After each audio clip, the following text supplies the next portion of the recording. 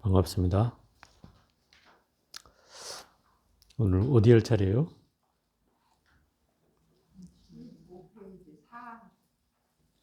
4?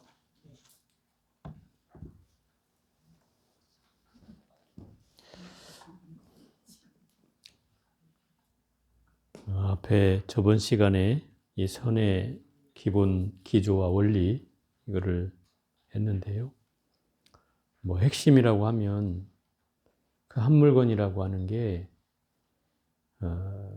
나의 참나, 그리고 주인공, 본래 면목, 이게 이제 성가에서 쓰는 말이에요. 이게 다 같은 말이란 뜻입니다. 한 물건은 바로 참나요, 주인공이요, 본래 면목이다. 또 이것을 경전에서는 대승기신론에서는 일심이라 하고 한마음이라 하고, 또 우리가 지금 배우고 있는 원각경에서는 원각이라 한다. 또 열반경에서는 이걸 불성이나 열애장이라 하고, 이 경전에서 표현이 다를 뿐이에요. 그러니까 우리가 이것을 언어를 다르다고 해서 혼동하니까 되게 어려운 말처럼 보이지만 이게 다 같은 말이다 이 말이에요. 그럼 사실 원각이라는 말은 나의 본성을 비춘 말이기 때문에 그것을 이해하면 훨씬 더 좋은 내용이다. 그런 얘기죠. 제가 저번 시간에도 그랬습니다. 어떻게 하면 나의 본성을 볼 수 있을까? 이미 나는 나의 본성을 보고 있다. 이렇게 얘기했습니다. 어떻게 보고 있는가? 이미 여러분이 생각이 끊어진 자리, 말이 끊어진 자리, 또 내 행위가 끊어진 자리가 바로 그 자리예요. 그럼 여러분이 말이 끊어진 적이 있어요, 없어요? 있죠. 또 생각이 끊어진 때가 있어요, 없어요? 있겠죠? 또 내가 몸을 움직이는 걸 멈춘 때가 있잖아요. 그죠? 그럼 결국 나는 나의 본질과 늘 만나진다는 거예요. 더 쉽게 말하면 여러분이 사경이나 강경할 때, 물론 생각이 안 들어오진 않겠지만 그 집중이 되는 순간에는 당연히 생각이 끊어지겠죠. 집중이 될 때는 생각이 안 들어온다 이 말이에요. 그 자리가 이미 여러분의 참마음, 참나와 주인공 또는 이 일물과 나의 본래 면목과 그 개합이 되는 순간이다 이 말이에요. 만나는 순간이에요. 그때가. 다만 여러분은 그걸 모를 뿐인 거지 누구나 만나고 있다 이 말인 거죠. 집중이 되는 그 순간에는 만나지는 거예요. 다만 그럼 나는 왜 부처가 아닌가 이렇게 되묻는다면, 부처는 그 만나는 시간이 그침이 없다는 뜻이에요. 우리는 조금 집중되나 싶으면 생각이 들어오잖아요. 그죠? 그래서 그걸 방해하지만 깨달은 부처의 존재는 그 경계가 하나와 같이 24시간 동안 나를 만나고, 그것을 일주일만 하면 누구나 안 깨달으면 내 몫을 걸겠다고 하는 옛날 선사들도 있어요. 그렇게 일주일만 하면 다 깨달을 수 있다. 이렇게 얘기한다. 그래서 옛날 선사가, 제가 전번 시간에 얘기했는지 모르겠지만 세수할 때 코 만지기보다 쉽다고 한 게 늘 만나고 있다는 뜻이에요. 내가 늘 만나고 있는데 모를 뿐이라는 거지. 코를 꼭 만져봐야 알아? 안 만져봐도 있다는 걸 알 수 있죠. 그런 것처럼 이 본래 나의 참모습도 항상 내 앞에 현존한다는 거예요. 나타난다는 거예요. 근데 다만 못 느낀다는 거죠. 그럼 그 순간이 바로 내가 집중될 때라는 거예요. 생각이 끊어지고 말이 끊어지고 내 행위가 끊어진 그 자리가 바로 그 본래 모습을 찾는 자리다 이 말이에요. 그걸 어렵게 말하면 한도 끝도 없겠지만 쉽게 말하면 바로 내 코앞에서 벌어지는 일이다 이 말이죠. 자, 15페이지 4장인가요? 거기 보겠습니다. 억지로 여러 가지 이름을 붙여 마음이다, 부처다, 중생이다 한 것이니 이름에 얽매여 아르마리 내지 말라. 다 그대로 옳은 것이다.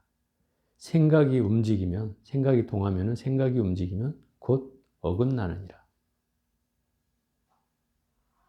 이제 이게 우리가 보통 그렇잖아요. 마음이란 놈은 나의 성품을 말하고, 또 부처라는 건 이미 먼저 깨치신 분을 말하잖아요. 그럼 중생이란 뭐예요? 나를 말하나요? 깨닫지 못한 사람?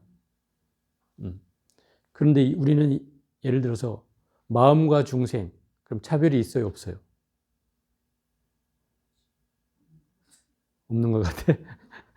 없어요. 그럼 마음과 부처, 차별이 있어요, 없어요? 있는 것 같아? 없어요. 그런데 여러분들 이 얘기를 해봐. 부처와 중생, 차별이 있어요, 없어요? 있다고 느끼죠? 없어요? 그러니까 이제 교학적으로는, 경전에 나와 있는 가르침으로는 분명히 이것을 달리 설명해 놨기 때문에 우리는 당연히 다르다라고 느낀다 이 말이에요. 사실 또 이 화엄경에 가면은 이 세 가지를 뭐라고 하냐면 시삼무차별이라 그래요. 이 세 가지는 다 차별이 없다. 이렇게 얘기한다. 왜 차별이 없어요? 그렇죠. 그거죠. 그러니까 이 마음과 부처와 중생은 그래서 차별이 없는 거예요. 그런데 우리가 늘 부처와 중생은 형격한 차이가 있다고 생각하죠. 내가 중생의 입장이라면 부처님은 저 높이 계신 분이고 나는 저 땅바닥을 기어다니는 중생이니 당연히 엄격한 차별이 있다고 생각하죠. 이것은 이제 말하자면 현상계의 어떤 차이죠. 현상계의 차이. 그게 무슨 얘기냐면 부처라는 그 부처님이 계시다면 부처님이라는 깨달음의 결정체로 그걸 완성하신 분이잖아요. 그럼 나는 부처의 힘을 가지고 있지만 아직 깨닫지 못한 상태란 말이죠. 그런 의미로의 차이인 거죠. 그런 의미로의 차이지만 사실 그 본성으로 보면, 이것은 그 얘기예요. 차별이 없다는 말은 본성으로 보면 같다는 거예요. 왜? 부처의 성품에도 깨달음이 있고 나의 성품에도 나의 깨달음이 있다 이 말이에요. 또 마음이란 놈에도 깨달은 마음이 있으니까 이 세 가지를 그걸로 공유시키면 똑같다 이 말인 거죠. 이게 본질로 보면 그렇다는 거예요. 우리 현상계로 보면 당연히 부처와 중생은 차별이 있죠. 그죠? 차별이 있어요. 마음도 차별이 있어요. 부처님 마음과 중생의 마음 차별이 있어요. 그렇지만 이게 본질로 보면 결코 다르지 않다는 거예요. 그래서 이런 경계에 속지 말라는 거예요. 뭐 마음이 어쨌느니 부처가 어쨌니 뭐 중생이 어쩌니 하면 우리 현상계에서는 차별이 있을지 모르지만 그걸 갖고 얘기하면 본질로 들어갈 수가 없다는 거죠. 부처를 만나는 일은 본질로 들어가야 되는 일이에요. 그게 현상계로 따지지 마라 이 말인 거죠. 현상계로. 그래서 그것에 얽매여서 아르마리를 내지 말고 분별심을 내지 말라는 거예요. 뭐 부처가 위대한 것이고 중생은 하찮은 것이고 마음은 뭐 닦기도 해야 되고 뭐 이런 거라고 막 얘기를 한다면 그것이 분별심을 내는 일이다.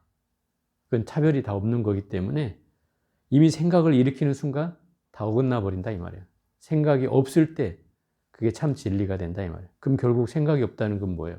본질로 들어간다는 거죠. 나의 진면목과 만난다는 뜻이에요. 이 한 물건의 주예를 이렇게 풀어놨어요. 이 한 물건에 억지로 세 가지 이름을 붙인 것은 부처님 말씀에 부득이함이요. 이름에 얽매여 아르마리 내지 말라 한 것은 선법의 부득이함이다. 한 번 들어올리고 한 번 억누름에 갑자기 세우고 갑자기 깨트림은 모두 법왕께서 내리시는 법령의 자유자재함이시니라.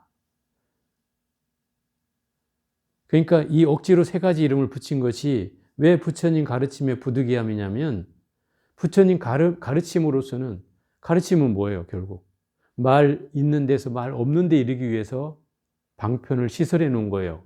중생들을 깨우치려 하니까 부처가 이런 것이고 중생이 이런 것이고 마음이 이런 것이다라고 설명을 해줘야 되잖아요.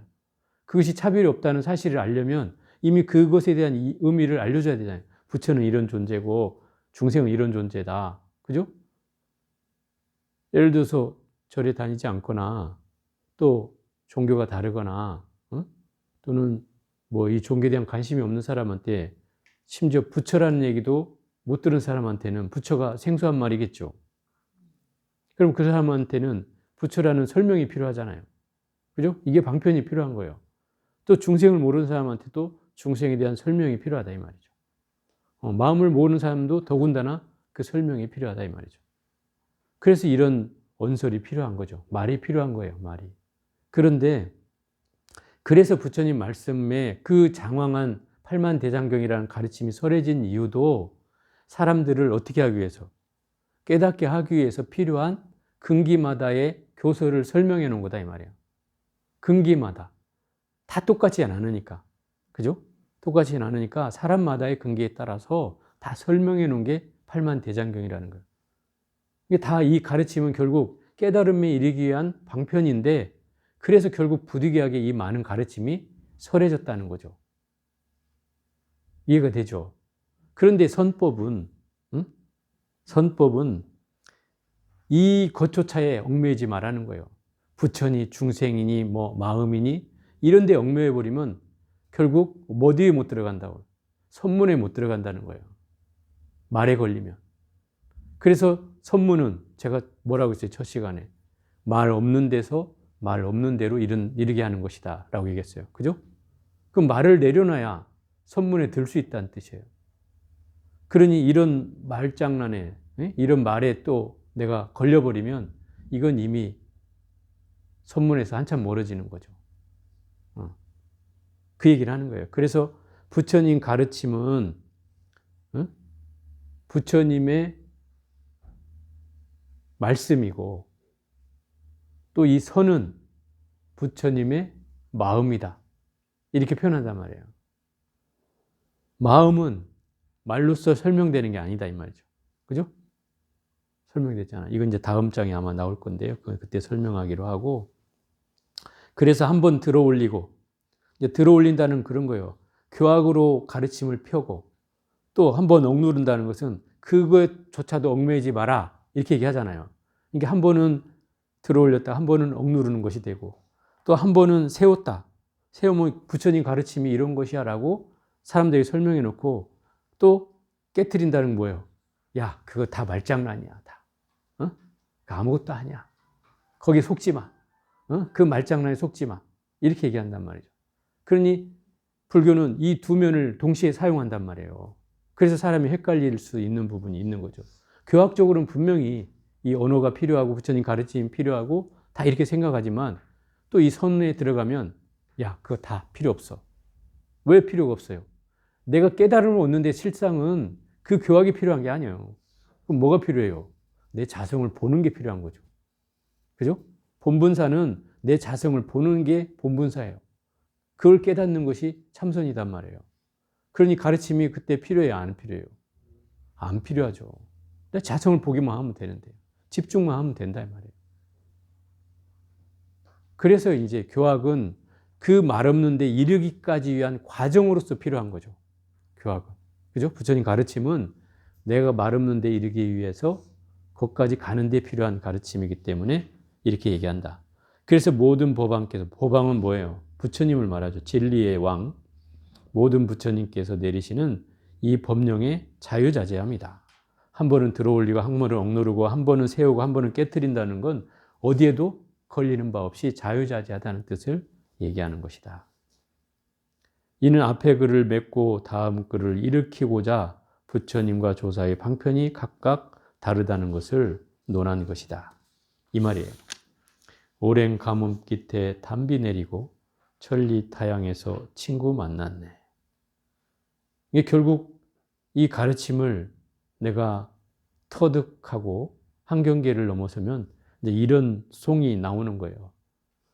가뭄 끝에 담비가 내리고 천리탕에서 친구를 만났네. 이 경계는 제가 해석하면 이제 이게 말을 그르치니까 여러분의 느낌으로 받아들이길 바래요. 어쨌든 앞에 내용을 충분히 평해주는 송이에요. 세존이 세 곳에서, 자, 다섯 번째요.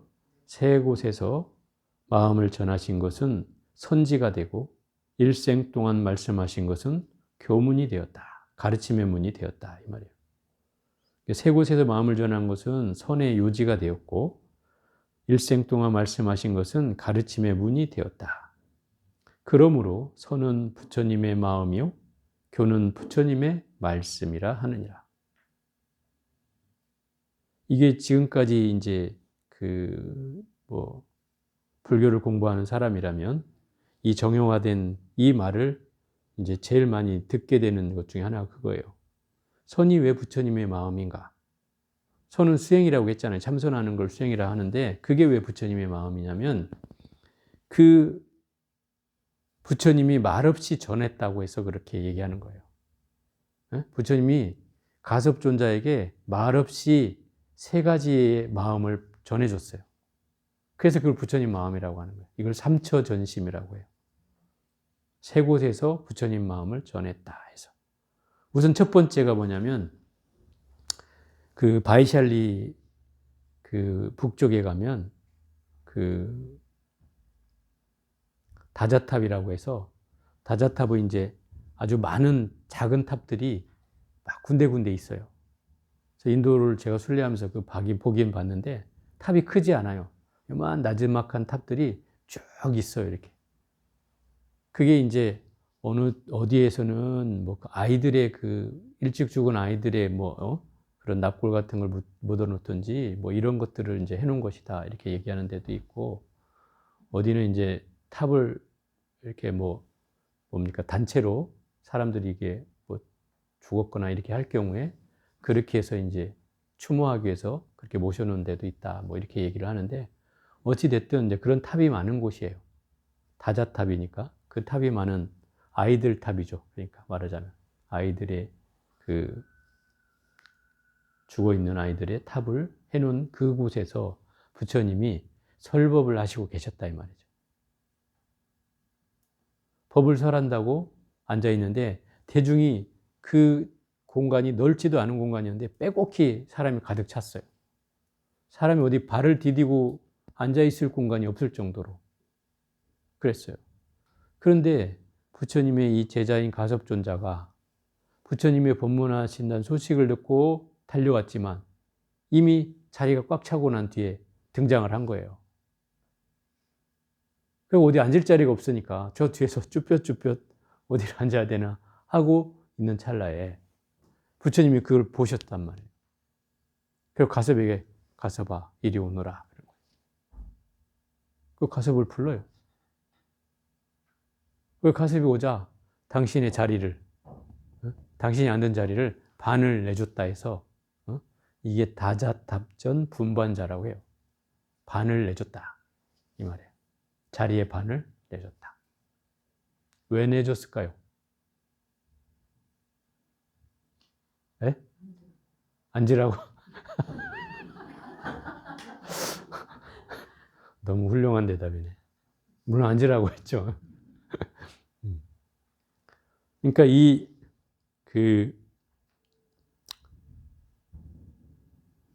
다자탑 앞에서 지금 많은 대중이 모였다 생각을 해봐요. 한번 상상을 해봐요. 많은 대중이 가득 차 있는데 그 중에 왜 가섭만 당신의 옆자리에 앉혔냐 이 말인 거예요. 앉을 자리가 없어서 반을 줬다 이 말이 되기도 하는데, 이제 이 표현을 왜 하게 되는가 하면 부처님께서 가섭을 당신의 법을 이은 제자로 삼았던 첫 번째 사례라는 거예요. 당신에게 마음으로서 말을 표현하지 않고도 마음으로 자리를 내줌으로 해서 가섭에게 그 마음을 전했다 이 말인 거죠. 그래서 자기 자리를 내준 거예요. 아무한테나 자리를 내주지는 않는데. 왜냐하면 누가 감히 여기 부처님이 자리를 내준다 한들 누가 감히 앉을 수 있겠어요? 그렇지 않겠어요? 아마 여러분한테 부처님이 너 여기 와서 내 옆에 앉아라 이러면 앉겠어요? 좋아요, 네. 그럼 얼른 앉을까요? 쉽지 않거든요. 그거는 부처님 기운 때문에도 그렇고 사실 쉽지는 않은 일인데 가섭존자를 옆에 앉혔다 이 말인 거죠.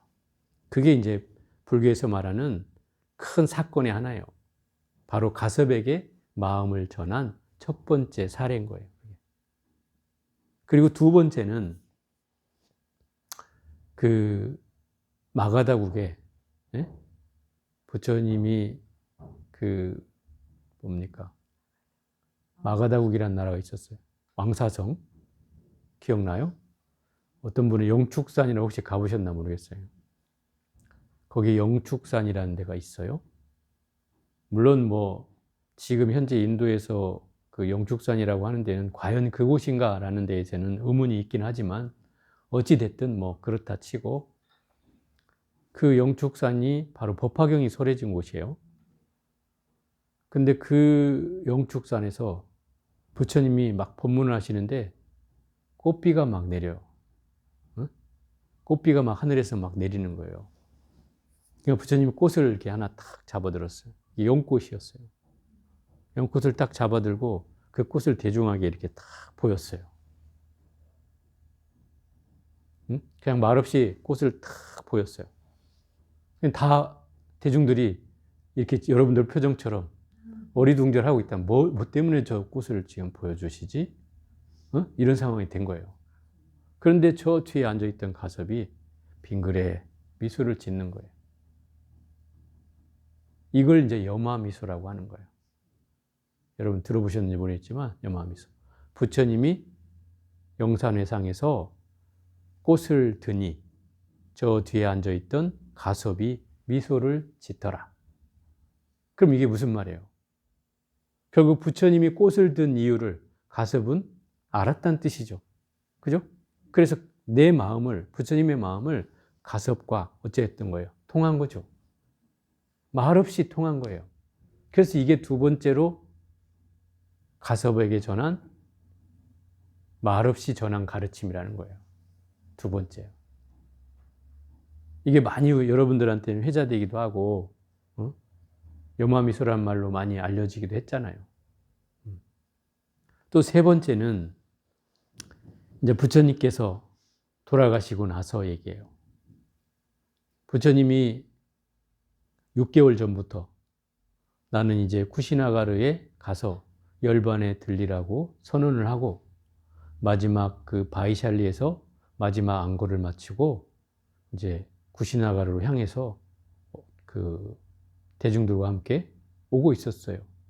6개월의 여정 가운데 아마 한 3, 4개월은 걸렸을 거라고 보는데 이미 이제 소문은 났겠죠. 6개월 전에 이미 부처님께 돌아가신다고 선언을 했으니. 근데 이 가섭은 지금 어디에 있었냐면 부처님은 북인도에 있는데 가섭은 남인도에 있었어요.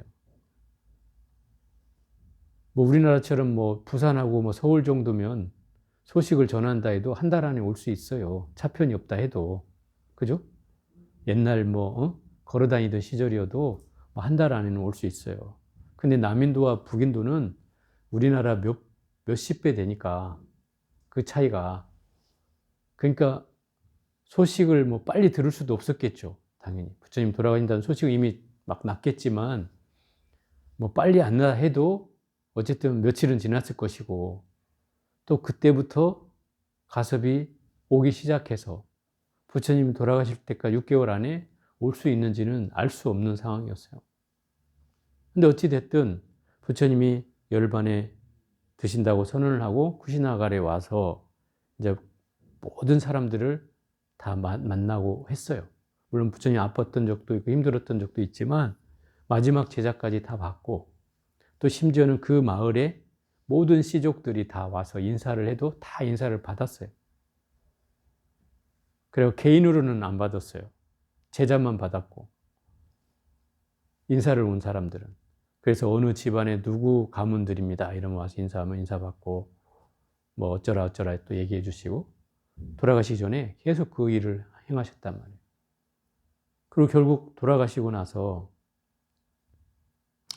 그 구시나가르에서 거기서 한 2km 정도, 2, 3km 가면 이제 화장하는 곳이 있어요.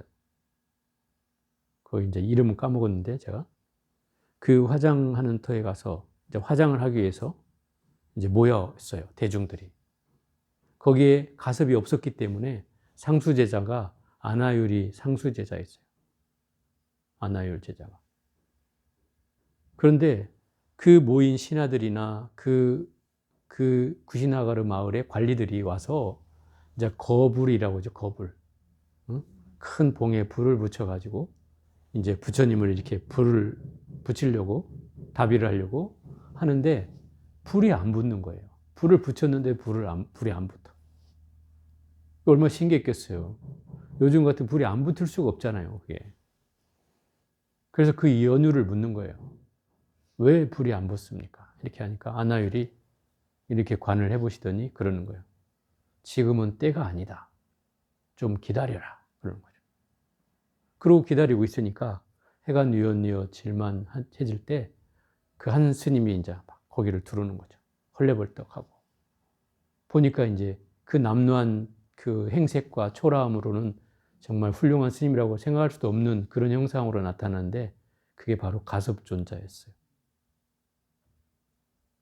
그 가섭이 도착해서 이미 부처님이 화장하기 직전이니 부처님을 세 바퀴를 돌고 우요 삼잡이잖아요. 세 바퀴를 돌고 부처님 발 아래 내 머리를 조아리는 순간 부처님께서 돌아가신 분인데 두 발을 밖으로 탁 내보이셨다 이 말이에요. 밖으로 두 발을 내보이셨다. 그래서 이 가섭에게 마음을 전한 세 번째 사례다 이 말이에요. 이걸 이 세 가지를 일러서 삼처 전심이라고 한다. 세 곳에서 마음을 전한 이야기. 이건 마음으로만 전한 거예요. 말 없이 한 거잖아요. 그죠? 자리를 내준 거나 꽃을 든 거나 또 두 발을 내어 보신 거나 다 말로써 가르침을 전한 게 아니라 마음으로 전한 거라고 얘기하는 거예요. 그래서 이 선가에서는 이것이 불교에서 마음을 전한 세 가지 사건이라고 해서 이것을 이제 화두로 삼기도 하고 이것이 선의 시작이라고 얘기하기도 한다 이 말이에요. 그 얘기를 하고 있는 거예요. 그리고 일생 동안 말씀하신 것이란 49년을 설하신 5가지 교인이 이거를 이제 그 5교 49년 설법을 하시는 가운데 5가지로 나누어서 가르침을 설했다. 그래서 그 나눔이 첫째는 인천교요.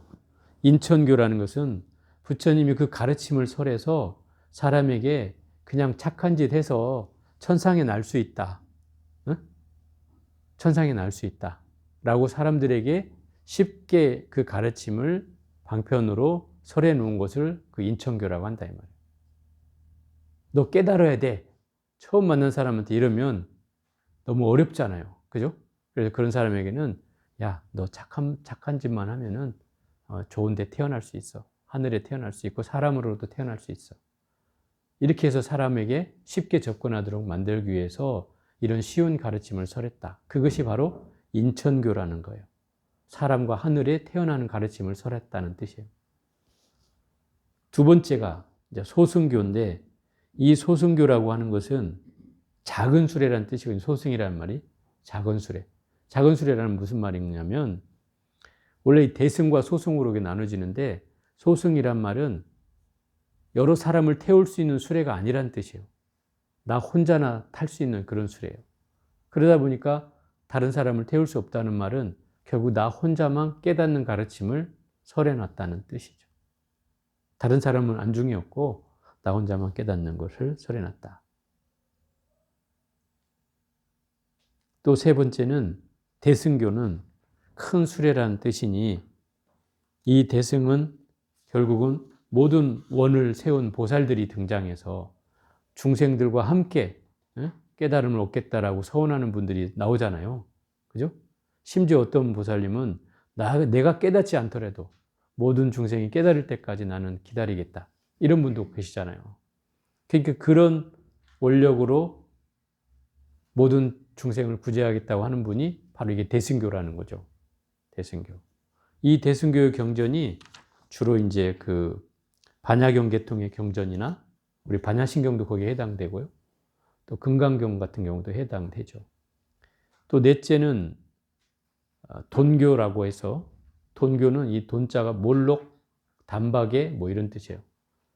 그러니까 단박에 깨닫는 가르침을 설한 가르침이다 이 말이에요. 단박에. 말이 필요 없이 막 단박에 깨닫는 가르침인데 이런 가르침을 뭐 유마경 같은 경전이나 우리가 저번에 배웠던 원각경도 여기에 해당되고요. 뭐 승만경이나 이런 경전들이 여기에 해당되는데 단박에 부처가 되는 가르침을 설한 이제 그것을 돈교라고 한다. 다섯 번째는 원교인데 원교라는 말은 이제 그 둥근 원자입니다. 아주 원만한 가르침이다. 이건 이제 맨 마지막에 설해진 것으로서 그 누구나 뭐 중생이나 부처나 또는 뭐 생물이나 미생물이나 무정물이나 뭐 정물이나 할 것 없이 모든 생명체가 다 부처가 될 수 있다. 심지어 저 밖에 아무 생각도 없이 있는 저 돌마저도 돌멩이마저도 부처가 될 수 있다.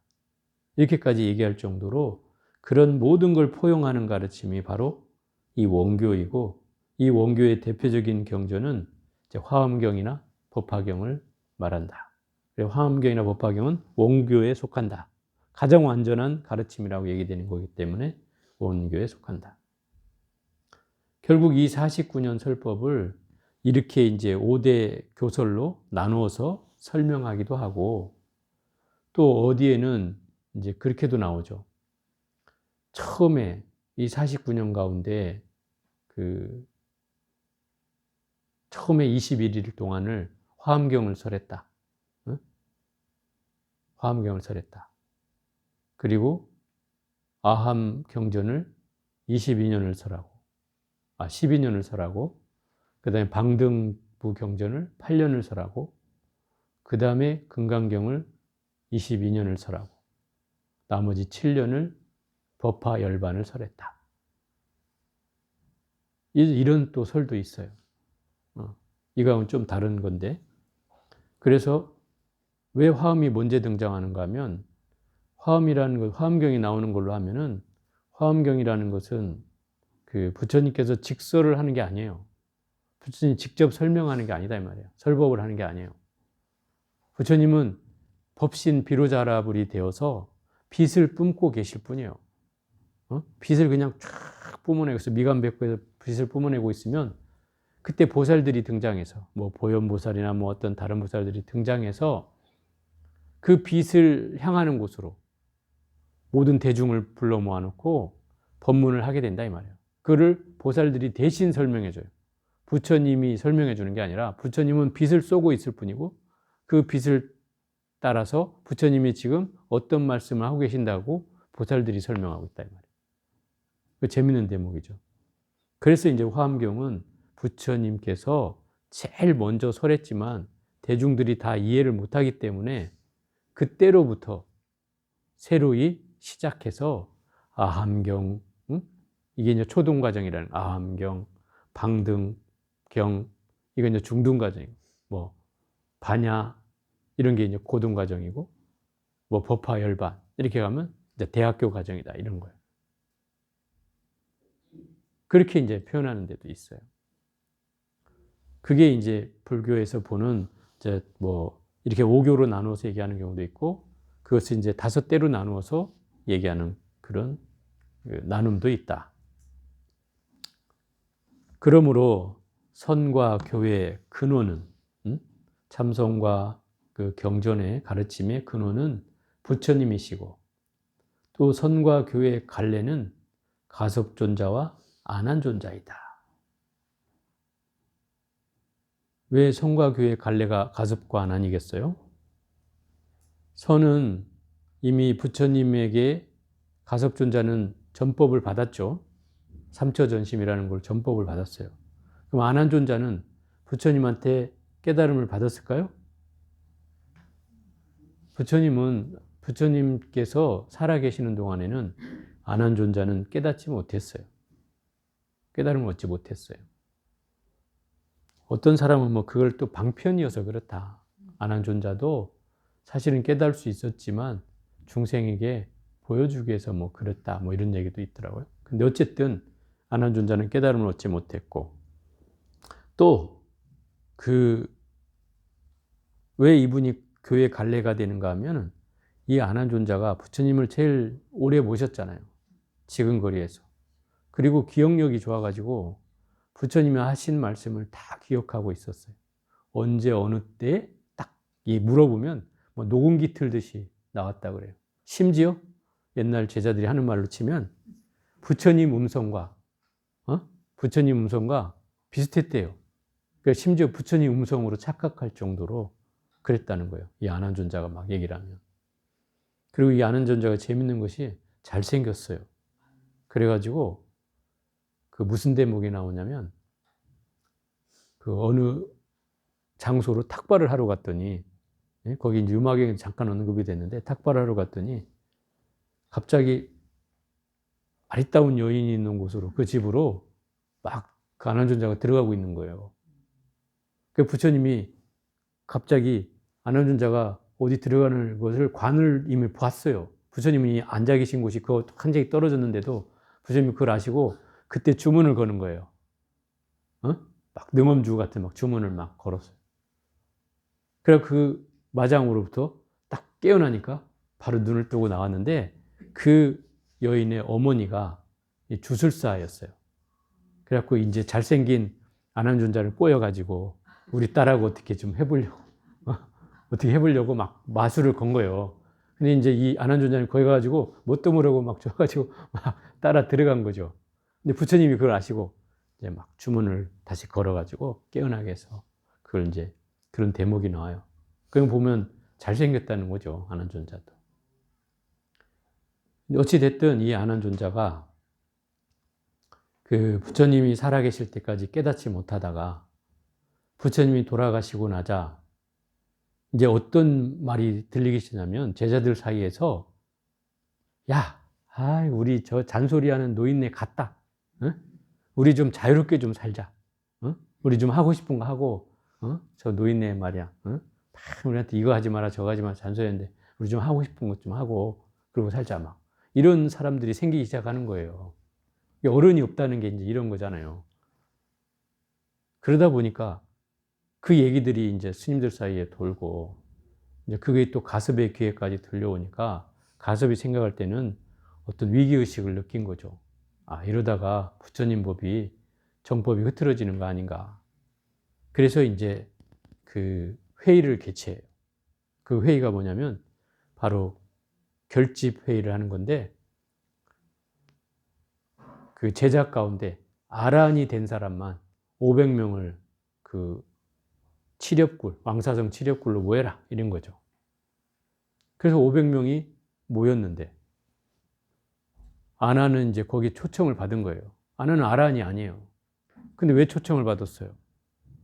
부처님 말을 제일 많이 기억하고 있으니까. 그 들어가려니까 가섭이 못 들어오게 하는 거예요. 너는 아란이 아니니 들어오지 마라. 그런 거예요. 그러면서 이렇게 얘기를 하죠. 내가 일주일을 줄 터이니 너가 깨달음을 얻는다면 그때 들어오너라. 일주일을 기다려주겠다 그래. 그때 이제 아난이 처음으로 분심을 느껴요. 분한 마음을 일으키고 그때로부터 잠을 자지 않고 일주일간을 잠이 오면 서서 잠이 안 오면 앉아서 정진을 한 끝에 일주일 만에 이제 깨달음을 얻었다는 거예요. 그래서 이 아난이 부처님의 법을 이은 제자가 아니라 바로 이 가섭의 법을 이은 제자로 등장을 하는 이유예요. 그래서 부처님의 그 제자, 법을 이은 제자가 가섭 1대 교주고요. 1대 조사. 2대 조사가 안한존자예요. 그래서. 그러니까 결국 가섭의 법을 이은 제자가 되는 셈인 거죠. 그래서 이 안한존자는 바로 부처님 말씀을 제일 많이 기억하고 있었기 때문에 그 아라한이 돼가지고 그 많은 500명의 아라한 앞에서 당신이 이제 나는 이와 같이 들었노라 하면서 얘기하는 게 모든 경전의 가르침에 나오잖아요. 여시하문 아사원 이게 다 안한존자의 얘기예요. 다 경전에 여시하문 나오는 건 안한존자가 읊었다는 뜻이고, 예를 들어 율장, 율에 대해서는 이제 그 우바리 존자가 읊었고, 그게 좀 다를 뿐이죠. 경전의 대부분은 이 안한존자의 말씀이에요. 그래서 이제 이게 교와 갈래가 된다는 이런 뜻이고요.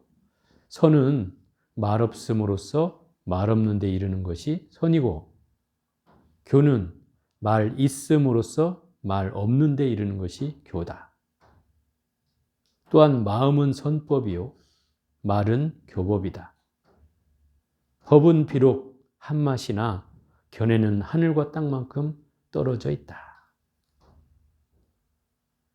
그러니까 선과 교가 물론 둘이 아닌 건 맞아요. 둘이 아니에요. 왜? 불교를 처음 접하는 사람한테는 가르침이 필요하겠어요? 안 필요하겠어요? 필요하겠죠. 그러면 교라고 하는 게를 통해서 선을 나아가야 되겠죠. 그죠? 당연히 거기에서부터 시작되는 거예요. 그런데 내가 교를 어느 정도 하고 나서 이제 참선을 하는 사람한테는 그 교가 필요할까요? 안 필요할까요? 안 필요하죠. 그러니까 그런 사람한테는 없는 길로 들어가는 거예요. 없는 길로 들어가는 거예요. 뭐가 없어요? 말이 없는 대로 들어간다 이 말이에요. 결국 나의 본질과 만나야 되는 일은 경전의 가르침이 아니라는 거예요. 내 본질은 결국 내 스스로 보는 일이기 때문에 거기까지 가는 데까지는 필요하지만 이미 내 본분과 만나는 일은 그 경전에 있지 않다는 거죠. 그래서 마음은 선법이고 말은 교법이나 이게 현격한 차이가 있다는 것, 하늘과 땅만큼 차이가 있다는 것은 그런 거예요. 교법으로도 깨달음을 얻을 수 없는 건 아니에요. 교법을 통해서 깨달음을 나가면 되니까. 그건 가능한 일이지만 그러나 표현은 하늘과 땅 차이다 이 말이죠. 예를 들어서 그런 거죠. 아까 얘기했잖아요. 중생과 부처와 마음이라는 걸 수없이 설명했지만 이 선에 가면 뭐라 그래요? 다 쓸데없는 소리 마라. 그건 아무 거짓말이다. 이렇게까지 한단 말이에요. 그거는 그냥 마른 똥막대기다. 불법이 무엇입니까? 물으니까 마른 똥막대기니라. 이렇게 얘기한다 이 말이에요. 또 어떤 사람은 불법이 무엇입니까? 뜰 앞에 잣나무니라.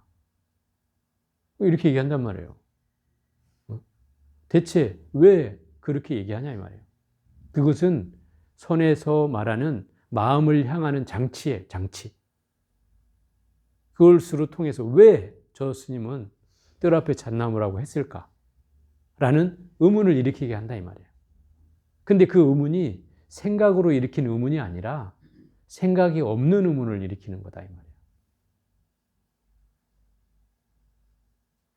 그래서 나의 본질을 향하게 하는 데 있다 이 말이죠. 나의 본질을. 그래서 하늘과 땅만큼 차이가 난다고 하는 거예요. 이는 선과 교의 두 갈래 길을 가려놓은 것이다. 마음 놓고 지내지 마라. 풀 속에 거꾸러지리라. 이거는 이제 잘 살피란 내용이겠죠. 그러므로 누구든지 이 6번째까지만 해볼게요. 누구든지 말에 집착하면 꽃을 들고 미술을 지은 것이 교의 자취로 바뀌고 마음으로 얻으면 세상의 온갖 잡담들이 모두 교 밖에서 따로 전한 선지가 되느니라. 예를 들어서 선이란 것을 선은 이미 말 없는 데서 말 없는 데로 이른다고 했잖아요. 선이란 것을 말로서 설명하면 그건 교가 된다는 거예요. 말이 필요 없는 건데 말로 설명하면 교가 된다는 거예요. 지금 내가 하고 있는 게 이게 교다 이 말이에요. 선을 얘기하고 있는데 교가 돼버려요. 왜? 말이 필요 없는 거다 말이에요. 여러분한테 말 없는 거 가르치려면 참선만 시키면 돼. 그죠? 그런데 또 그렇게 하면 못 알아먹으니까. 그러니까 또 이게 언설이 필요하다 이 말이죠.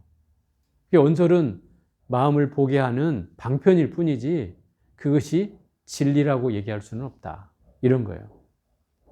그래서 내가 참선을 하는 사람이라면 심지어 이 잡담 소리도 선지로 느낀다는 거 이런 거죠.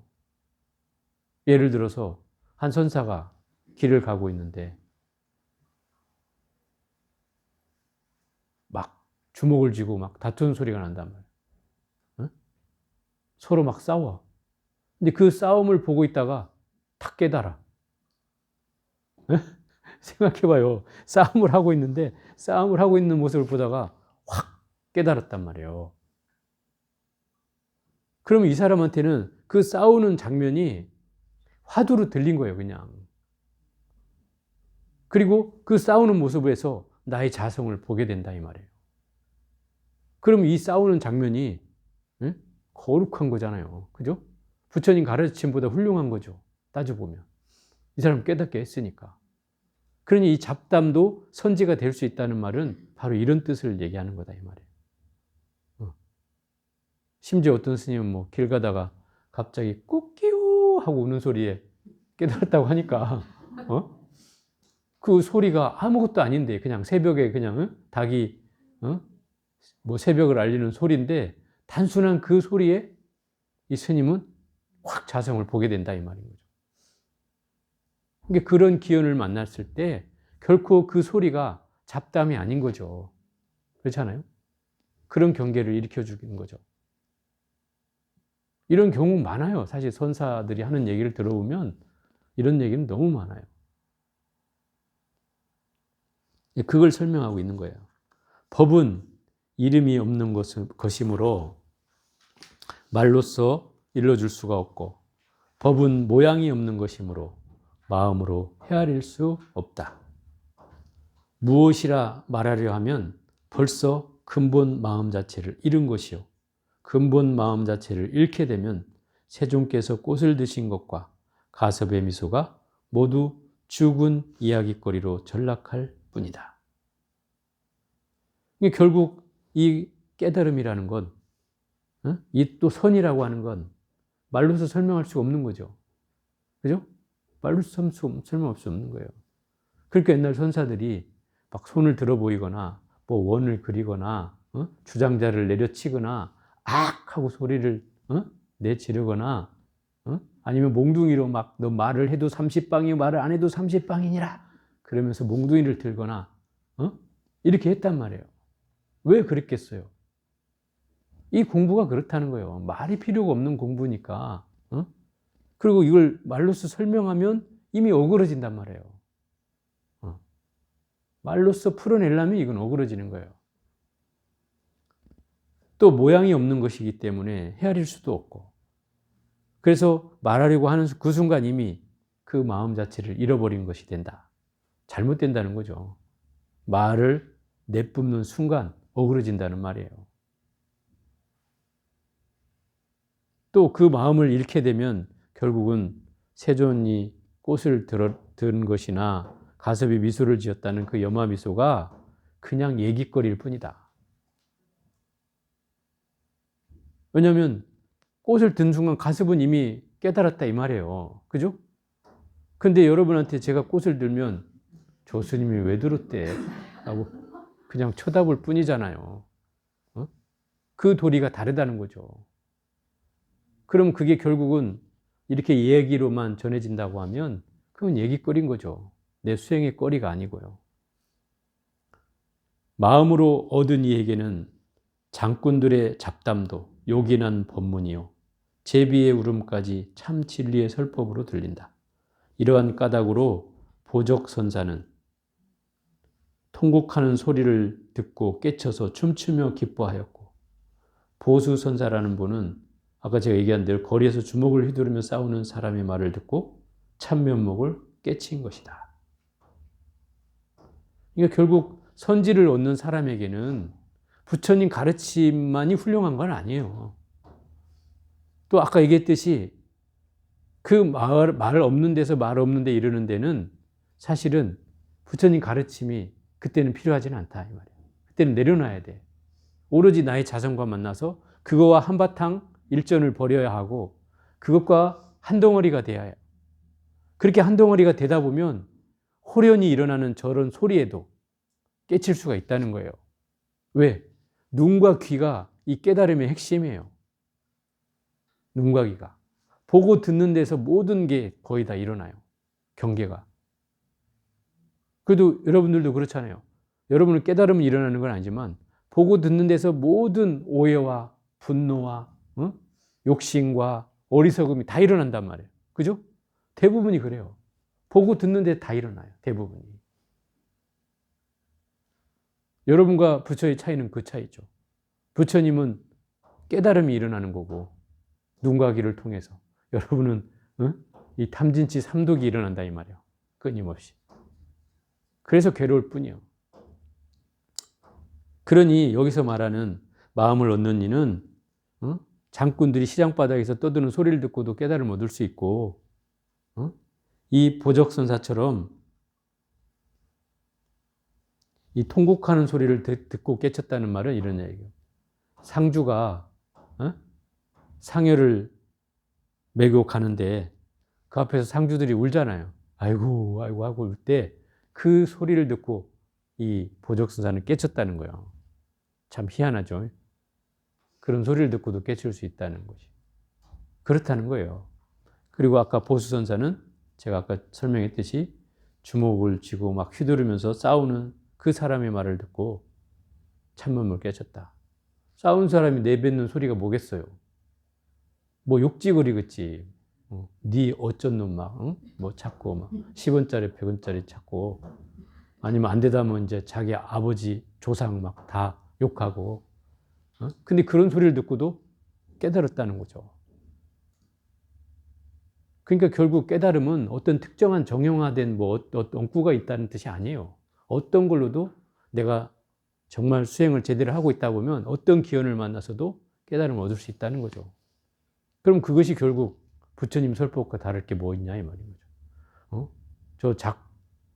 시정잡배들이 떠드는 소리를 듣고 깨달음을 얻었다고 하는 말이나 부처님의 거룩한 말씀을 듣고 깨달음을 얻었다는 말이 뭐가 다르냐 이 말이죠. 충분히 그것도 귀중한 말이 될 수 있다는 거고 또 주먹을 쥐고 휘두르는 사람이 내뱉는 그 욕지거리가 나의 깨달음의 한 자락이 된다면 그 사람의 말이 부처님 말씀이나 다를 게 뭐냐 인 거죠. 그죠? 그것은 내 경계에 달려있는 문제다 이 말이에요. 근데 우리는 그런 얘기를 들으면 저런 미친 뭔 놈을 봤나 하면서 이제 오히려 욕을 하겠죠. 그죠? 그걸 깨닫는 게 중요한 게 아니고 그 상황에 뭐 싸움 구경을 하든가 오 잘한다 잘한다 하든가 아니면 그걸 보고 같이 욕을 하고 있든가 그러겠죠. 부안해동하는 거죠. 마음이 끌려가는 거예요. 그 경계에. 근데 이 스님은 끌려가지 않았다는 뜻이죠. 그 싸우는 소리 중에서도 거기에 끌려가지 않고 있었기 때문에 그 한마디 내뱉는 소리에 내 자성을 본 거예요. 끌려갔으면 당연히 못 봤죠. 왜 마음을 삼천리 밖에 가 있는데 뭐 어떻게 봐요? 그래서 이제 이런 경계를 얘기하는 거예요. 이는 선과 교의 깊고 얕음에 대해 밝힌 것이다. 밝은 구슬을 손에 들고 이리 굴리고 저리 굴리네. 선과 교는 분명히 둘이 아니라고 했어요. 그래서 때로는 교가 필요하고 때로는 선이 필요하고 해요. 교는 낮고 선은 높고 이게 아니에요. 그런 건 없어요. 교를 통해서 나가야 되면 교를 통해서 하면 되고 또 교에 이르렀으면 가르침에 다 이르렀으면 그럼 말 없는데 나가면 되는 거예요.